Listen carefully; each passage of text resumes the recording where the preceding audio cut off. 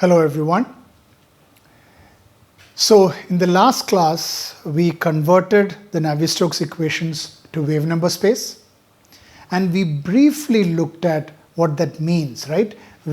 So if we converted the Navier-Stokes equations into wave number space, we have a set of ODEs. So potentially you could solve them and get the velocity in wave number space as a function of the wave number vector. So for each wave number, you would have a velocity associated with it. Using that, instead of getting all that information, what we are mostly interested in is, say, for example, the kinetic energy for the different Fourier modes. So using the velocity information, we can get the kinetic energy from the covariance information.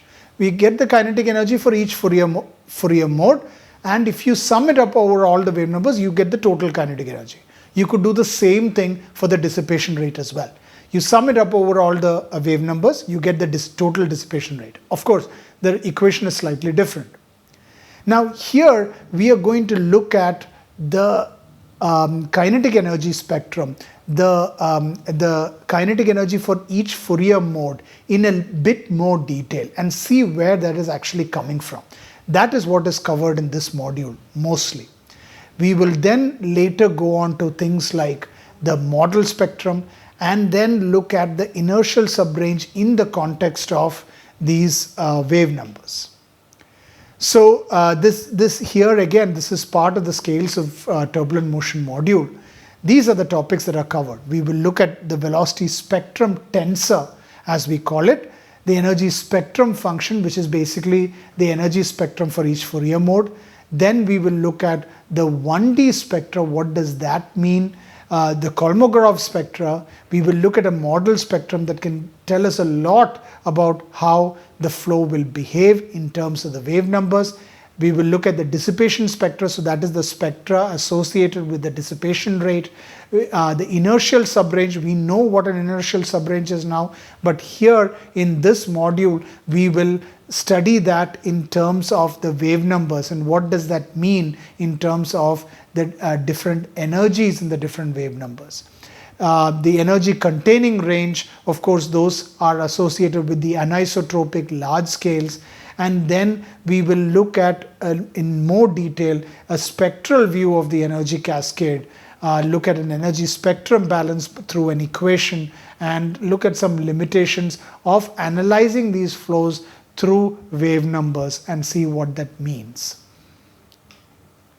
All right, so again, all of these notes are indeed from Pope's book. Now, what does a velocity spectrum tensor mean?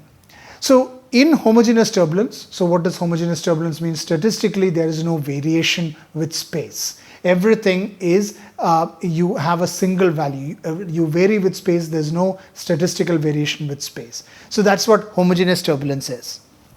And then you have the 2-point velocity correlation. You already know what that is. We represented it as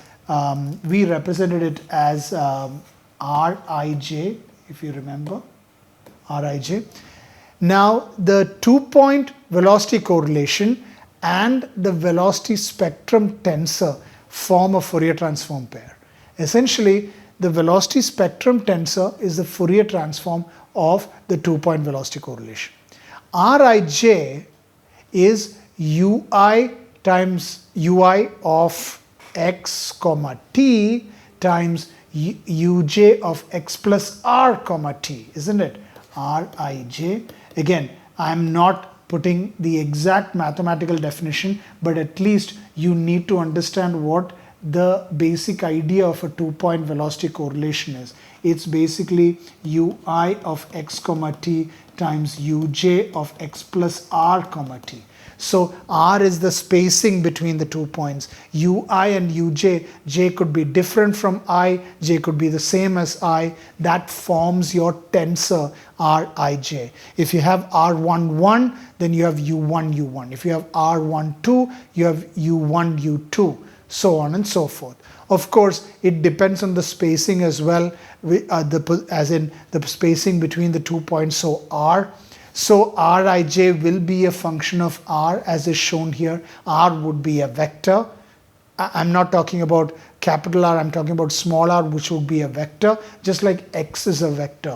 So Rij of R, and if you want to take a Fourier transform, this would be a 3D Fourier transform because Rij is a 3D variable. It's a tensor, and each component in that tensor is a 3D variable. So when you take a Fourier transform, it would be a 3D Fourier transform. Minus infinity to infinity, by definition 1 over 2 pi cube Rij of R e to the minus I kappa R. So this is your velocity spectrum tensor phi ij of kappa. So very complicated, because if you take your velocity, 2-point velocity correlation itself, think about it.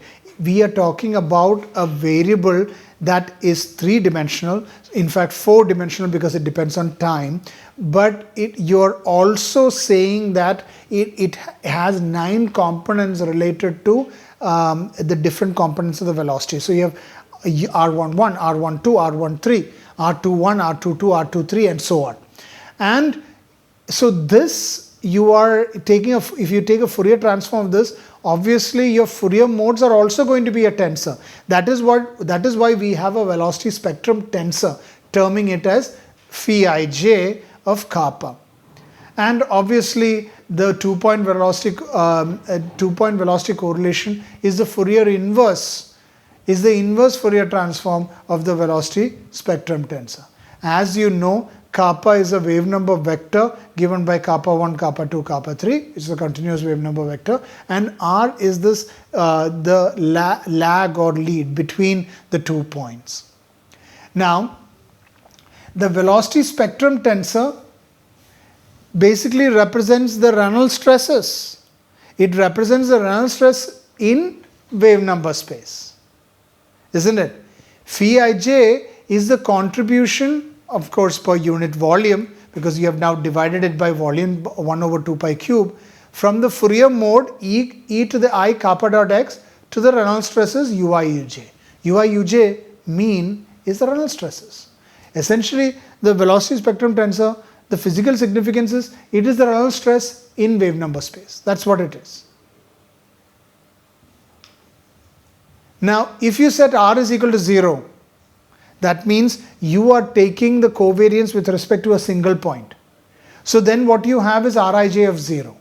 So that is in fact technically the Reynolds stresses. The Reynolds stresses takes the covariance at a single point. The original 2-point velocity correlation could take it between points that are further. So you have ui uj mean.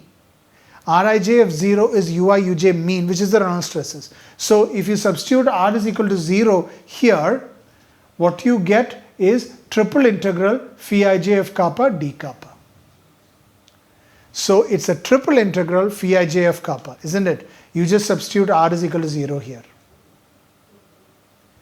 So then what you have is phi ij of kappa d kappa. Now, phi ij, the velocity spectrum tensor, think about it. The information contained in phi ij can be considered in 3 parts. The first part is the subscript I and j give the directions of the velocity, u1, u2, u3, u1, u2, u2, u3, so on. And then the wave number, because it depends on kappa, the wave number direction, which is kappa over kappa magnitude. That's what it is. Kappa over kappa magnitude. That is the wave number direction alone. Kappa is the wave number vector. Kappa bold is the wave number vector. And kappa over kappa magnitude is the direction alone. So since the phi ij depends on the kappa, it obviously gives information about the direction in the physical space of the Fourier mode, about the direction in physical space. Third, the wave number magnitude, because if you think about this wave number vector, the wave number vector has 3 components, kappa 1, kappa 2, kappa 3. This will give you the direction, but it also has a magnitude. What does the magnitude represent? The magnitude represents the length scale. So the wave number's magnitude represents the length scale of the mode. So essentially L is 2 pi over kappa magnitude. So just like any vector has a magnitude and direction associated with it, so does the wave number vector. So the wave number direction, as in kappa over kappa magnitude, gives the direction in physical space of the Fourier mode, whereas the wave number magnitude gives information about the length scale. So three pieces of information alone from the velocity spectrum tensor alone. One is obviously the different directions of velocity, right? u1, u2, u2, u3, u1, u3, so on and so forth. Wave number direction, that gives you the direction of the Fourier mode, and wave number magnitude, that gives you information about the length scale. So that's your velocity spectrum tensor, heavily loaded quantity, isn't it? And then you have the dissipation rate. Now if you consider the dissipation rate, that can be obtained from the velocity spectrum tensor, obviously by taking the same component of velocity. So that is phi I.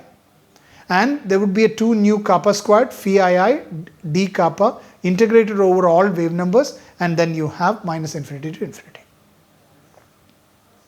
I hope this is clear. So that's the dissipation rate. Now, once you have the dissipation rate, let's think about this energy spectrum function.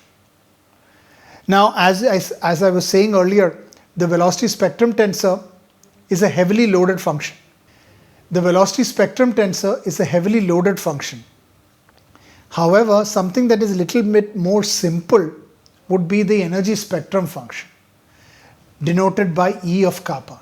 As you can see, I am considering the energy associated with each wave number magnitude. I am not even taking it as a function of the wave number vector, because that would also have a lot of information. We want to assess a quantity that is relatively simpler, and the energy spectrum function is something like that. So if you take E of kappa, meaning kappa being the magnitude, what you are saying is you are considering the energy associated with each wave number magnitude. Now where does the wave number magnitude come from? We will see this. So you have the energy spectrum function, which can be obtained from the velocity spectrum tensor. By doing what? By removing all directional information about the velocities and just considering half the trace. So that would be half phi I. Why is the half there? Because kinetic energy is half u squared, right? Kinetic energy per unit mass. So that is why you're taking the half phi I. So you're taking half of the trace, because you have u1, u1, right? That's the first term. u2, u2, or u2 squared, and u3, u3, or u3 squared. So half of u1 squared plus u2 squared plus u3 squared. That is why you are taking half phi I of kappa. Now, and what you're doing is essentially you're just taking out all directional information, right? The first part of the velocity spectrum tensor, like we talked about in the previous slide. You're taking out all the directional information and collapsing everything. Now, the information about the direction of the Fourier modes, as in what? The wave number direction, which was kappa over kappa magnitude. You remove all that by integrating over all wave numbers of magnitude kappa is equal to kappa magnitude. Kappa is equal to kappa magnitude. Now, what does this mean? How do you do this, right? So think about the wave number space being a sphere. Okay, why am I saying it depends on a sphere? And so if you think about it, kappa magnitude is so let me start by defining the wave number vector, which is kappa 1, kappa 2, and kappa 3.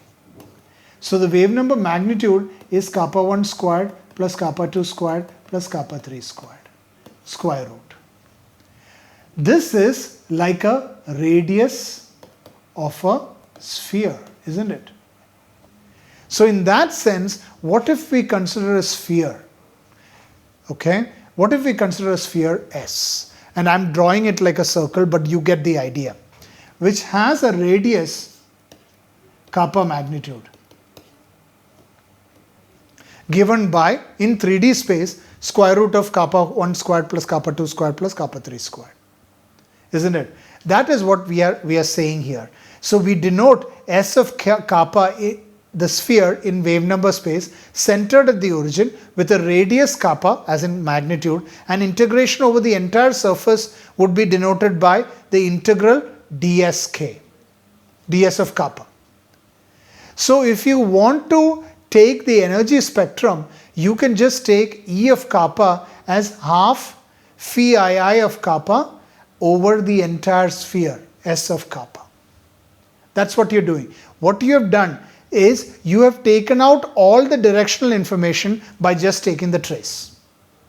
Taken out all the directional information. You're only taking by taking the trace. So u1 squared plus u2 squared plus u3 squared, which is phi I, multiplying by the half because it is kinetic energy.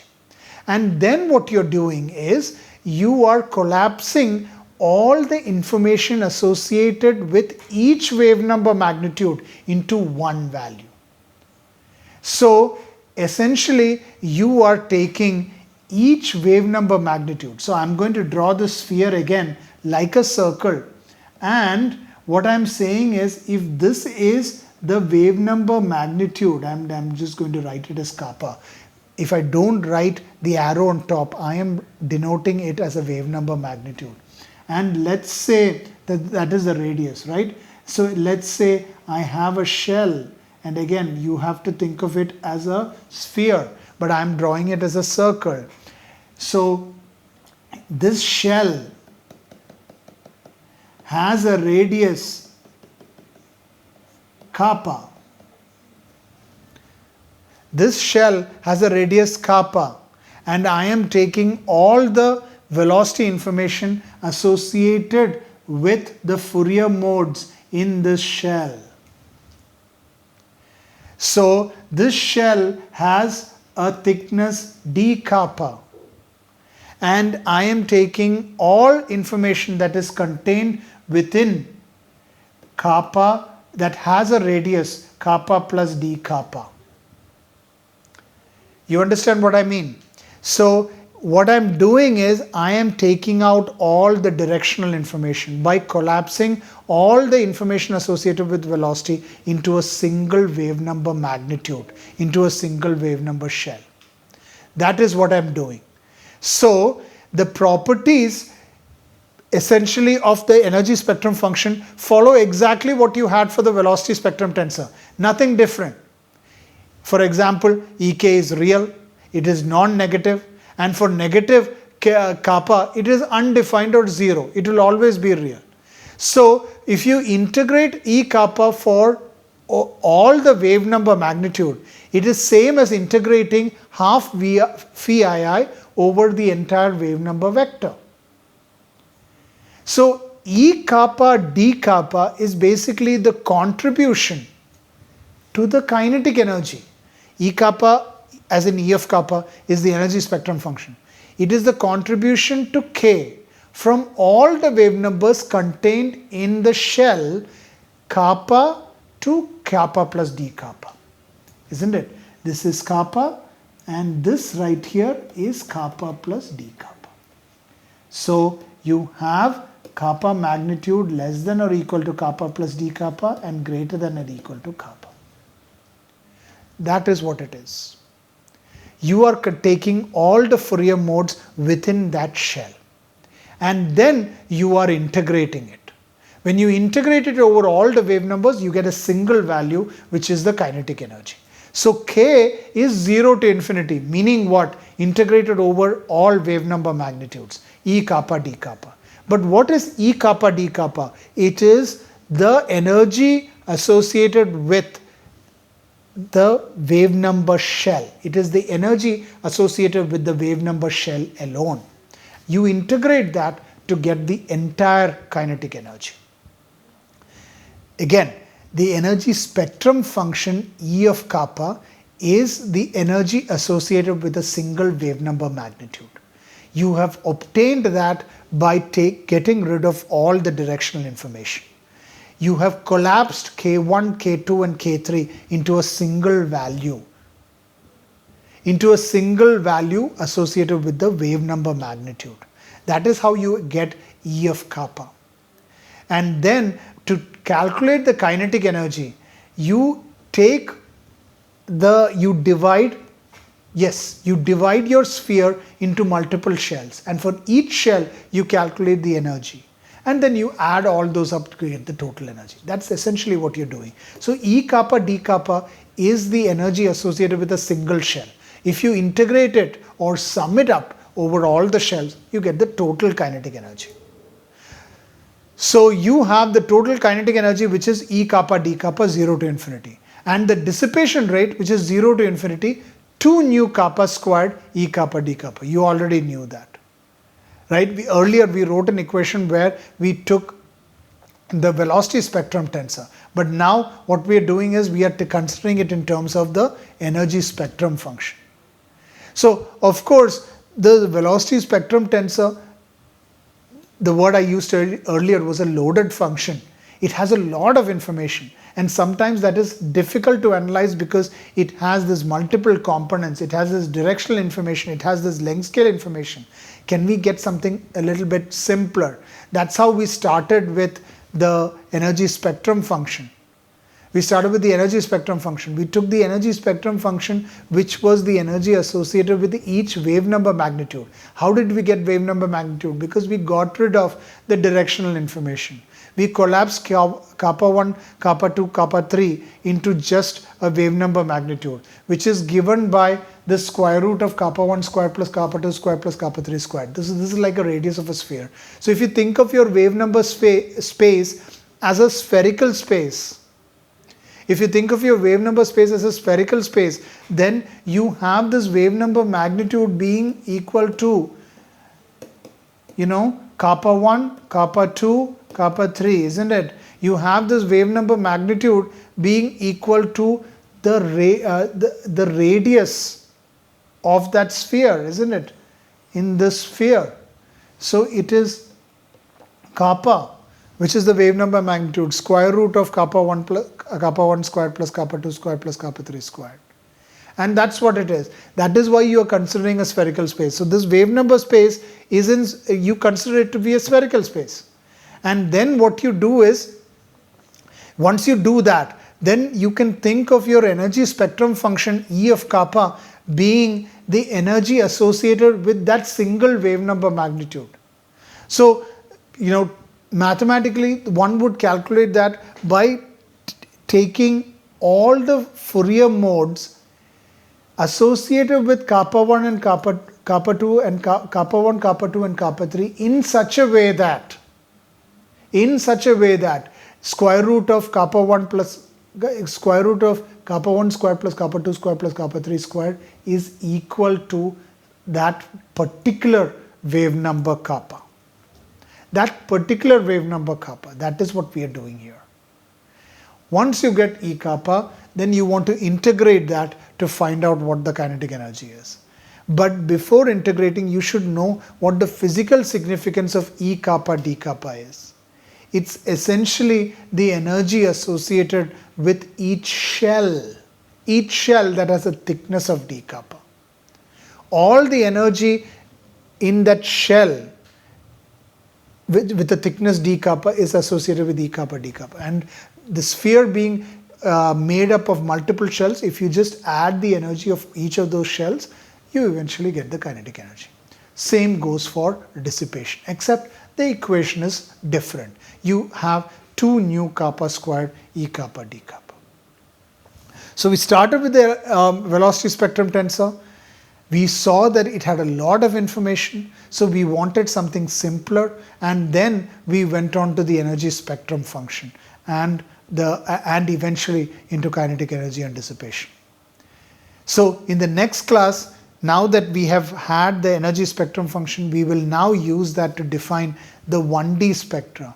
We will compare the spectra in the different directions. We will look at the Kolmogorov spectra and eventually the model spectrum as well. Thank you.